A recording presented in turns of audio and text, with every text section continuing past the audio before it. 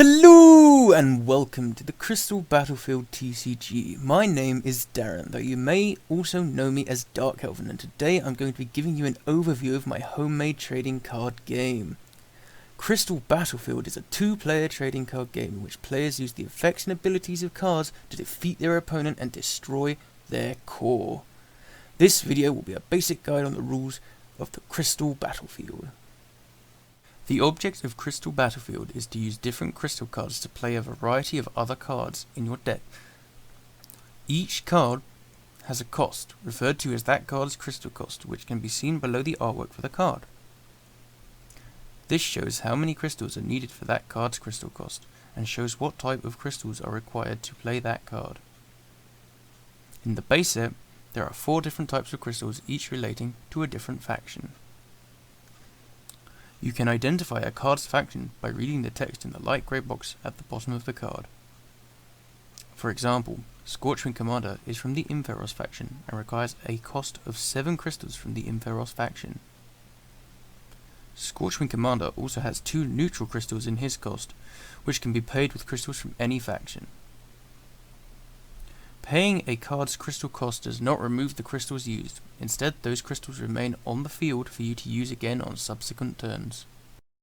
Including crystal cards, there are 5 different major categories of card in Crystal Battlefield. These are unit cards, equip cards, effect cards, and ability cards. You can determine the category of a card you have by the box located here at the bottom.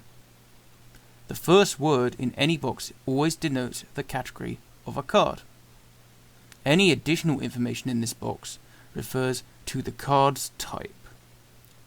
In this case, Impharos Crystal is a crystal card with the card type Basic. Most card types are given to work around specific card effects, however, there are a few exceptions. Any card with the card type unique can only be included once in your deck. You may include multiple different unique cards, but you cannot have 2 unique cards with the same name. Any card with the card type Unstable can only be played once you have 10 or less core points. In Crystal Battlefield, each player starts out with 25 core points, which function as health. If your core points descend to 10 or less, your core becomes unstable, allowing you to play any cards marked with the unstable card type. This is a permanent change in gameplay, meaning that if you then gain more core points from an effect, you will remain unstable even if you have more than 10 core points. Both the unique and unstable card types are given to stronger cards so that no player can swarm out too many cards which are too powerful for their opponent to deal with. Crystal cards are the only cards which can be played without any cost. Each player may have any number of crystal cards in their deck as long as that card has the card type Basic. A player may also have as many different types of crystal card as they wish in their deck. Each player starts with 3 basic crystal cards in play. These cards can be all from the same faction or a mixture of 2 or more factions. Additionally, during your turn, you may play from your hand as many crystal cards as you want. Once a crystal card is in play, you may tap it to spend the card for that turn, allowing you to play other cards which do have crystal costs. These cards remain tapped until your next turn, when during the draw phase, all of your cards are untapped. Aside from crystal cards with the card type Basic and any cards with the card type Unique, you may have a maximum of 3 cards with the same name in your deck. Unit cards are the most abundant card in Crystal Battlefield. Once you have played a unit card by paying its crystal cost or by using another card's effect, that card enters the battlefield tapped. Like crystal cards, unit cards untap during your draw phase. This allows them to be used during that turn's battle phase. During the battle phase, you may tap the unit card to declare an attack with that card. In Crystal Battlefield, you must attack your opponent's unit cards before striking directly at their core points. The red number at the top is that unit's damage stat, and the green number at the bottom is the health stat. When battling your opponent's unit cards, if your damage stat is higher than their health stat, then you destroy that card.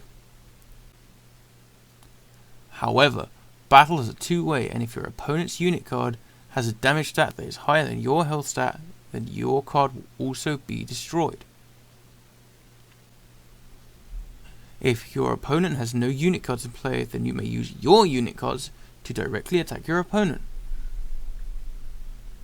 In this situation, the value of your unit card's damage stat is subtracted from your opponent's total core points.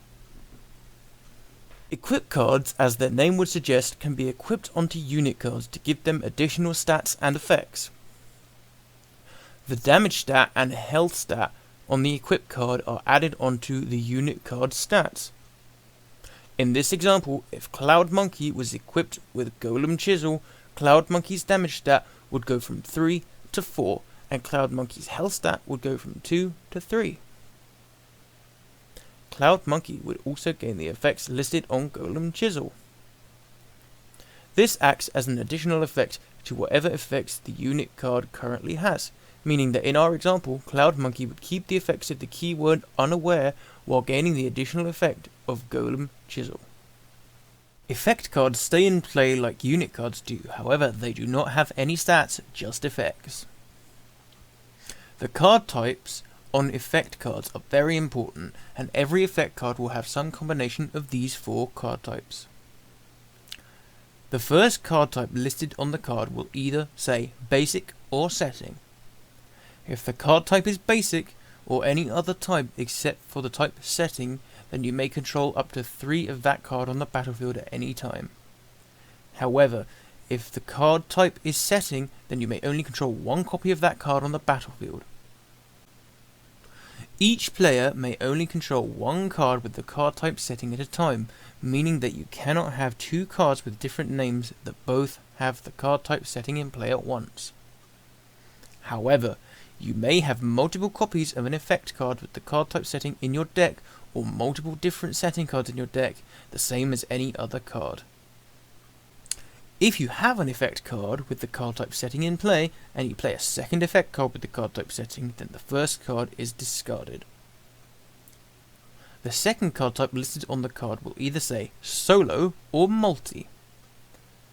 If the second card type is Solo, that means that the effects card you are using only affects you and your cards, but not your opponent. However, if the second card type is Multi, then both players are affected by that card.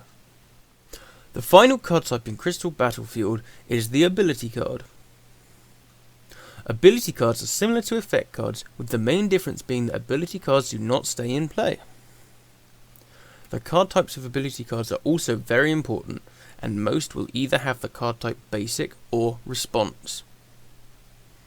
Ability cards with the card type Basic can be played during your turn, the same as any other card. Ability cards with the card type Response cannot be played from your hand.